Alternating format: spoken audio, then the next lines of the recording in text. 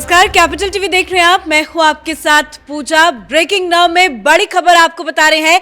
UCC को लेकर मोदी सरकार पूरी तरह से तैयार है और बड़ी खबर यह सामने आ रही है कि संसद के मॉनसून सत्र में यूसीसी को लाया जाएगा। तो वहीं इसी बीच बड़ी खबर आपको उत्तराखंड से भी बता रहे हैं, जहां पे यूसीसी को लेकर ड्राफ्ट पूरी तरह से तैयार है और जल्द फाइनल रिपोर्ट भी सौंपा जाएगा। और इस बड़ी खबर पे मेरे साथ न्यूज रूम से जुड़े हुए हैं कैपिटल टीवी के editor in chief doctor Manish Kumar. क्या कुछ तैयारी है यूसीसी को लेकर मोदी सरकार की? देखिए, प्रधानमंत्री मोदी ने यह तय कर लिया है कि लड़ाई जो है वो सीधी सीधी हो और वैचारिक दृष्टि से जो देश के साथ नहीं है, जो हिंदुस्तान की महिलाओं के साथ नहीं है, जो सेकुलर नहीं है, उन सबको एक ऐसे मुद्दे पे घसीट के बाजार में लाया जाए कि ताकि इनका असली चेहरा देश के सामने आ जाए। यूसीसी एक ऐसा हथियार है कि जिससे कई सारी विपक्षी पार्टियां धाराशायी हो जाएंगी। इनका जो हिपोक्रेसी है वो दुनिया के सामने आ जाएगा।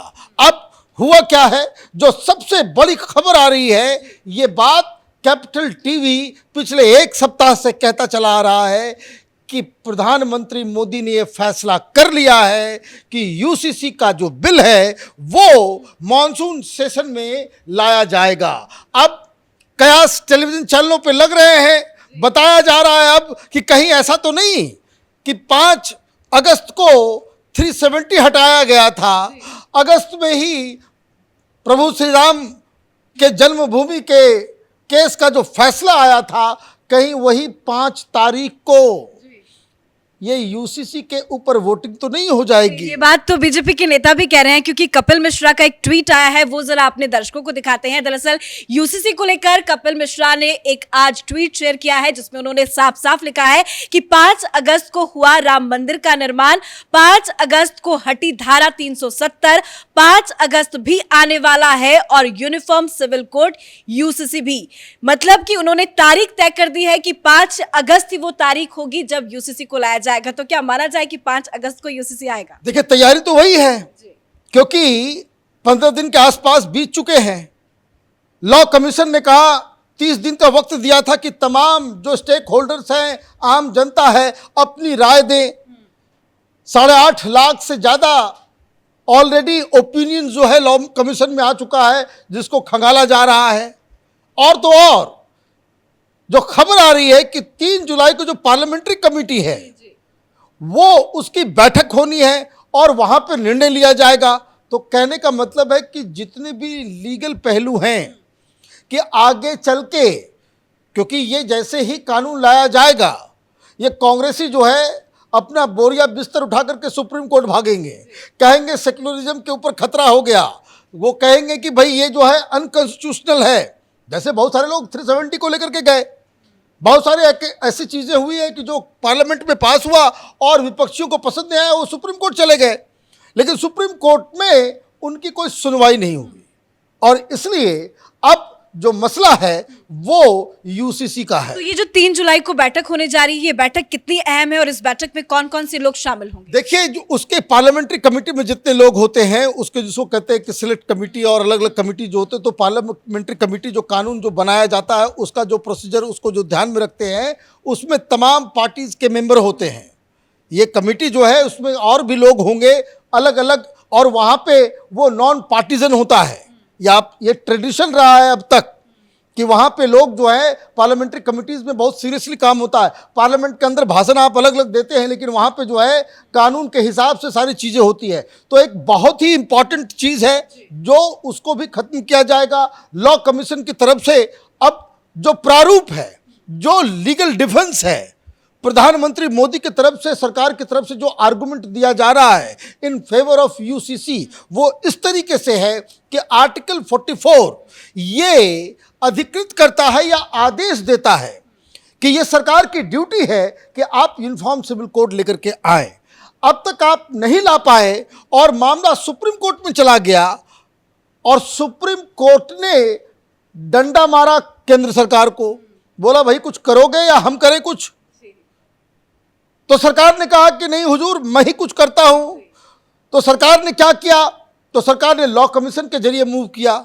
लॉ कमीशन जो है वो अपना रिकमेंडेशन देगी और लॉ कमीशन के चीफ की तरफ से ये बयान भी आ गया कि ये अब राइट टाइम आ गया है। लॉ कमीशन जो है तो ये क्या है, लीगल जो बैटल जो आगे फ्यूचर में हो सकता है, लोग उसका विरोध कर सकते हैं कि ये नहीं किया, वो नहीं किया, आप अपने मन से लेकर के आ गए, ये तानाशाही है। तो वो सारे लूप होल जो हैं एक एक करके उसको बंद किया जा रहा है। उसी संदर्भ में पार्लियामेंट्री कमेटी जो है वो भी उसको डिस्कस करेगी। और जो हमारे पास खबर है कि पार्लियामेंट सेशन जो पहले दिन ही इसको बकायदा उसकी एक प्रक्रिया होती है कि आप जो है इंट्रोड्यूस कर देते हैं, फिर उसकी तारीख तय होती है कि किस दिन वोटिंग होगा, ये नहीं हो, तो उसकी इस प्रक्रिया पहले दिन से ही शुरू हो जाएगी। और जो कपिल मिश्रा ये कह रहे हैं, बड़े लीडर हैं भारतीय जनता पार्टी के, तो ये हो सकता है कि उस दिन लोकसभा में वोटिंग हो जाए। और तो ये आप ये समझिए कि ये सारी तैयारी हो रही है। ऑलरेडी प्रधानमंत्री मोदी, अमित शाह और भारतीय जनता पार्टी के वरिष्ठ लीडर्स के साथ मीटिंग्स हो चुकी है। 5-5 घंटे अमित शाह और प्रधानमंत्री मोदी ने यूसीसी के ऊपर डिस्कस किया है। और तमाम मंत्रियों के साथ प्रधानमंत्री मोदी मिलने भी वाले हैं। ये पार्लियामेंट के पहले तो जन जागरण का भी कार्यक्रम चलेगा। लीगल बैटल जितने भी हो सकते हैं आगे फ्यूचरिस्टिक, उसको भी कैसे उस लूप होल्स को बंद किया जाए वो भी होगा। और बहुमत तो है ही, और बहुमत के साथ साथ बहुत सारी पार्टियां वो ऑलरेडी साथ में आ चुकी हैं, उन पार्टियों में से जो पटना में 23 तारीख को गलबैयां कर रहे थे।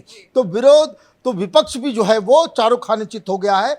तो एक टेम्पो बनाया जा रहा है। भारतीय जनता पार्टी ये कह रही है कि हम इस देश में यूसीसी लेकर के ये तो पूरे देश भर में यूसीसी लागू करने की तैयारी है। पर अब जरा उत्तराखंड चलते हैं, क्योंकि पुष्कर सिंह धामी बहुत ज्यादा एक्शन मोड में नजर आ रहे हैं। बताया जा रहा है कि ड्राफ्ट पूरी तरह से तैयार है। पैनल की तरफ से आज प्रेस कॉन्फ्रेंस भी किया गया। तो क्या जल्द उत्तराखंड में लागू होगा? देखिए, ये उसी संदर्भ में जो मैं कहा कि भारतीय जनता पार्टी वो एक पूरा एनवायरनमेंट बिल्ड कर रही है, लोगों को ये कन्विंस कर रही है कि ये जरूरी है।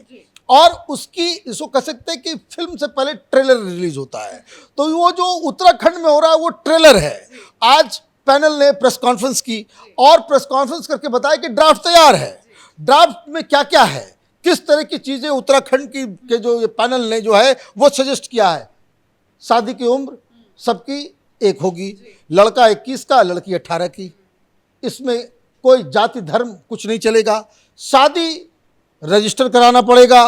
आप अगर कोई मौलवी मौलाना आर्य समाज और मंदिर में बैठ करके आपने माला पहना दिया और शादी हो गई, ये नहीं चलेगा। ये हिंदुओं पे भी लागू होगा, ये क्रिश्चियंस पे भी लागू होगा, मुस्लिम्स पे भी लागू होगा। ऐसा नहीं कि आप कबूल है कर लें, वो हो गया। शादी आप करें जो तरीका है, लेकिन उसको रजिस्टर कराना पड़ेगा।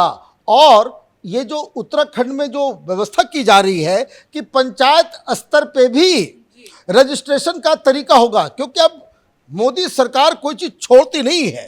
अब चूंकि ये डिजिटलाइजेशन हो चुका है हर जगह, हर पंचायत में कंप्यूटर और उसके जरिए डाटा जो है क्रिएट किया जाता है, तो आप ये समझिए कि टेक्नोलॉजी का इस्तेमाल उसमें होगा। अब बहुत नई चीज़ें डाली जा रही है। पिता के धन के ऊपर, उनकी संपत्ति के ऊपर लड़के और लड़कियों का समान अधिकार होगा, चाहे वो हिंदू हो, मुस्लिम हो, सिख हो, ईसाई हो, उससे कोई फर्क नहीं पड़ता। फिर अगला, तलाक लेने का आधार वो लड़के और लड़की दोनों को बराबर मिलेंगे। ऐसा नहीं जैसे कि तीन तलाक कर दिया, व्हाट्सएप करके तलाक कर दिया, ये काम नहीं कर सकते। और तलाक का जो प्रोसीजर होगा कोर्ट के अंदर वो सेम होगा, सबके लिए सेम होगा। तलाक के बाद बच्चा किसके पास जाएगा, कहाँ रहेगा, लड़के लड़की आपस में हस्बैंड वाइफ में झगड़ा हो जाता है तो फिर क्या करना है, ये सब धर्म के लोगों के लिए एक कानून बनेगा। और ये भी कहा जा रहा है उसमें कि अगर लिव इन रिलेशन में भी है तो आपको डिक्लेयर करना पड़ेगा कि you are staying together without marriage. तो ये सारी चीजें जो है वो की जा रही है। इतने सारे फायदे हैं, पर इस फायदे को विपक्ष क्यों नहीं समझ रहा है? विपक्ष की मति मारी गई है। विपक्ष की मति इसलिए मारी, हाँ मैं तो एक चीज बताना, मेन बात तो बताना ही भूल गया। आपने विपक्ष क्यों विरोध कर रहा है तो मुझे याद आया, पॉलीगैमी पे परमानेंट बैन, कि ऐसा नहीं कि आप दो दो शादी कर लेंगे, चार चार बीवियों को जो है घर में रखेंगे, इस पे पाबंदी लगेगी। और यही जो चार चार शादियां करने का जो अधिकार बताते हैं अपने आप को, जो महिलाओं के ऊपर अत्याचार करते हैं, वो कट्टरपंथी मौलवी मौलाना इसी चीज़ के लिए उनको तलाक व्हाट्सएप पे करने का अधिकार चाहिए, चार चार वाइफ रखने का अधिकार चाहिए, ये यूसीसी में पनिशेबल हो जाएगा। सबसे बड़ी चीज़, ये सिर्फ कानून ही नहीं बन रहा, इन सारी चीज़ों को क्रिमिनलाइज भी किया जा रहा है, और इसीलिए ये लोग परेशान हैं। अगर ये कहते हैं कि भाई ये कानून सबके लिए है, लेकिन 18 साल से कम उम्र की शादी हो जाए लेकिन कोई पनिशमेंट नहीं है, तो फिर ये लोग चुप हो जाएंगे। लेकिन मोदी सरकार ये कह रही है, जो उत्तराखंड का ड्राफ्ट है, कि this will become a punishable crime under UCC. तो अब जो है कि 4 शादी करोगे तो जेल जाओगे, अगर आप शादी रजिस्टर नहीं करवाते हो तो आपको सरकारी योजनाओं का फायदा नहीं मिलेगा। तो ये सारी चीज़ें जो है वो लेकर के आ रहे हैं।